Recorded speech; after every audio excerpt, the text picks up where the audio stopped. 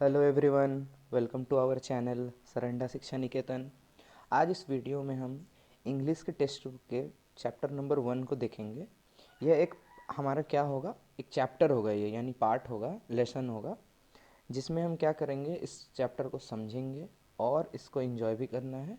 और इसके important word जो कि हार्ड वर्ड्स होंगे, इसे अपनी कॉपी में नोट डाउन करते हुए चलना है। तो बिना किसी देरी के स्टार्ट करते हैं।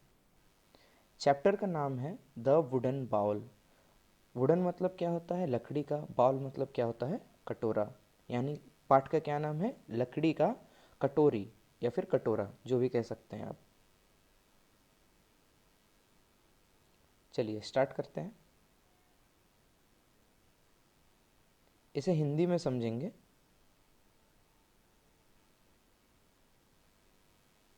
An old man lived in A village. कहा जा रहा है एक बूढ़ा आदमी, देख पा रहे होंगे आप चित्र के माध्यम से, गांव में रहता था। When he became weak, he went to live with his son, daughter-in-law, and 4 years old grandson. जब वह बूढ़ा हो गया, कमज़ोर हो गया बहुत ही, तो वो क्या किया, वो अपने बेटे, अपनी बहू और अपने 4 साल के पोते के साथ रहने चला गया। The old man's hands shook, his eyesight were blurred. आदमी बूढ़ा था तो क्या हो गया, उसके हाथ क्या करने लगे, शुक यानी हिलने लगे। हिज आई साइट देखने की जो दृष्टि है वो क्या होने लगी, धुंधली होने लगी। ब्लर का मतलब क्या होता है, धुंधली। इंपॉर्टेंट वर्ड्स को अपनी कॉपी में नोट डाउन करते चलिएगा, आपके लिए बहुत ही बेनिफिशियल रहेगा।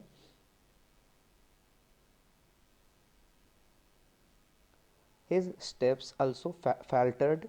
उसके जो चलने के जो ये थे, यानी कदम थे, वो भी क्या थे, बहुत कमज़ोर हो गए थे, वो ठीक से चल भी नहीं पा रहा था।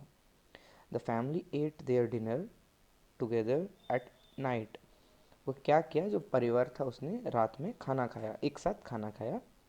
When the old man sat at the dining table, his hands shook. क्या हुआ, जब वो डाइनिंग टेबल पे बैठा, बूढ़ा आदमी डाइनिंग टेबल पे बैठा, तो उसके हाथ क्या करने लगे, हिलने लगे। He could not see the food properly. वो क्या हुआ, खाने को सही से देख नहीं पा रहा था। The peas rolled off his spoon into the floor. Peas का अर्थ क्या है, peas यानी कि मटर। मटर क्या हुआ, वो स्पून से खा रहा था, चम्मच से, तो क्या हुआ, वो जो मटर थे वो हिल रहा था उसका हाथ, तो मटर क्या हुआ, गिर गए, फ्लोर पे गिर जा रहे थे। When he held the glass of milk, it often fell on the table cloth. जब वो दूध का ग्लास को पकड़ता तो वो बूढ़ा हो चुका था, हाथ थरथरा रहे हैं उसके, तो दूध क्या होता, वो गिर जाता टेबल पे, फर्श पे क्या हो रहे थे, गिर जा रहे थे दूध। The son and the daughter in law became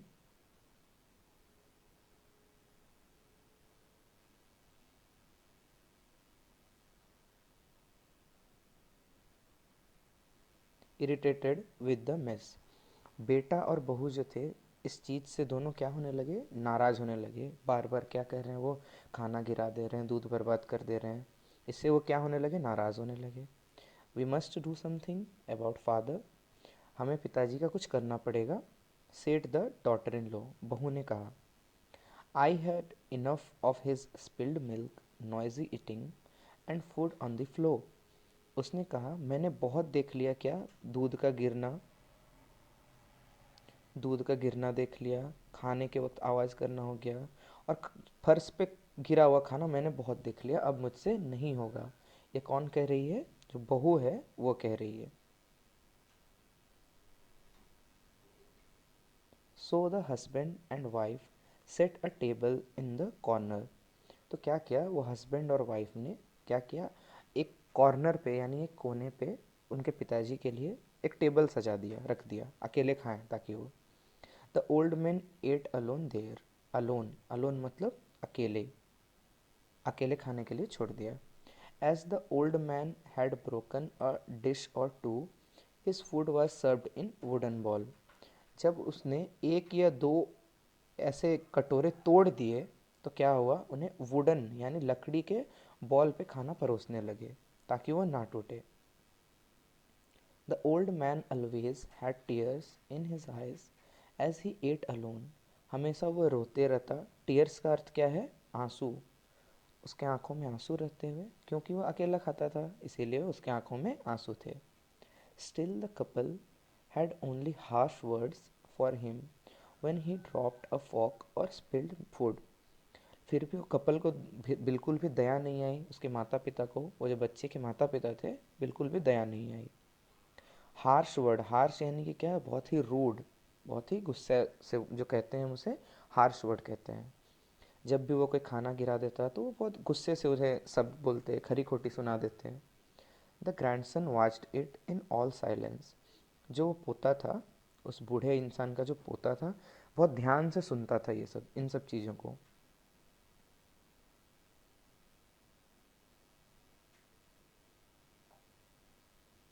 One evening before dinner, the parents noticed their son playing with wood scraps on the floor.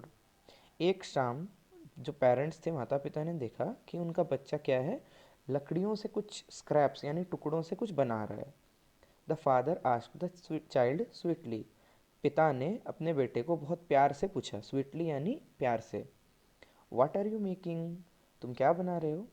The child replied sweetly. बच्चे ने भी प्यार से कहा, oh, I am making a little bowl for you and mama to eat your food from when I grow up. मैं आपके और माँ के लिए एक क्या कर रहा हूँ, बॉल बना दे रहा हूँ वुड का, एक कटोरा बना रहा हूँ जब आप बड़े हो जाओ. The child smiled and went back to work. उसने, बच्चे ने क्या किया, स्माइल किया और अपना काम करने लगा. The parents were speechless and ashamed. तो जो पेरेंट्स थे वे स्पीचलेस थे, कुछ कह नहीं पाए और उन्हें बहुत शर्मिंदगी हुई और उन्हें समझ में आ गया कि वे क्या गलती किया है उन्होंने. बच्चे की बात से वे समझ गए. Tears started rolling down their cheeks though no words were spoken. बच्चे ने ज़्यादा कुछ कहा नहीं था, फिर भी गार्जियन रोने लगे ये सुन के, क्योंकि वे अपने पिता के साथ जैसे कर रहे थे, बच्चा उनके साथ करने के लिए भी वही प्लानिंग कर रहा था. That evening, the son took his father's hand and gently led back to the family table. उस क्या किया, उस बूढ़े आदमी के बेटे ने उसे पकड़ा और दोबारा उस फैमिली टेबल पे जहाँ पे वे डिनर करते थे वहाँ ले गया. For the rest of the life the old man ate every meal with the family. बाकी की ज़िंदगी के सारे मील यानी कि जितना भी खाना वाना खाया, अपने फैमिली के साथ खाया. And for some reasons, neither the son nor the daughter in law seemed to care any longer when a fork dropped, milk spilled, or the tablecloth spoiled. अब उन्हें कोई फ़र्क नहीं पड़ने लगा, दोनों पति पत्नी को बिल्कुल भी फ़र्क नहीं पड़ने लगा, क्योंकि वह समझ चुके थे.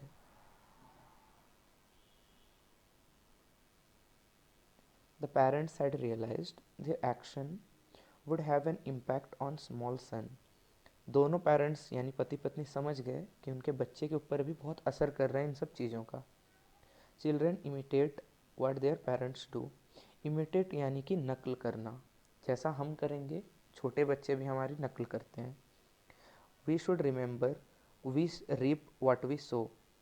ये एक बहुत अच्छी कहावत दी हुई है, we reap what we sow. जैसा बोएंगे वैसा काटेंगे या फिर वैसा पाएंगे. तो इस स्टोरी को हमने पूरा कंप्लीट समझ लिया है, बहुत अच्छे से समझ लिए हैं एक एक वर्ड्स को. आप इस बेटर समझने के लिए इनके वर्ड्स को दोबारा रिपीट करके देख सकते हैं इस वीडियो को. और हार्ड वर्ड्स को नोट जरूर कीजिए कॉपी में, बहुत ही इंपॉर्टेंट है. और इसे क्वेश्चन आंसर्स हम नेक्स्ट वीडियो में करेंगे. तब तक के लिए बने रहिए हमारे चैनल पे, और चैनल को लाइक और सब्सक्राइब ज़रूर करें, बिल्कुल ना भूलें. तब तक के लिए बने रहिए. Thank you.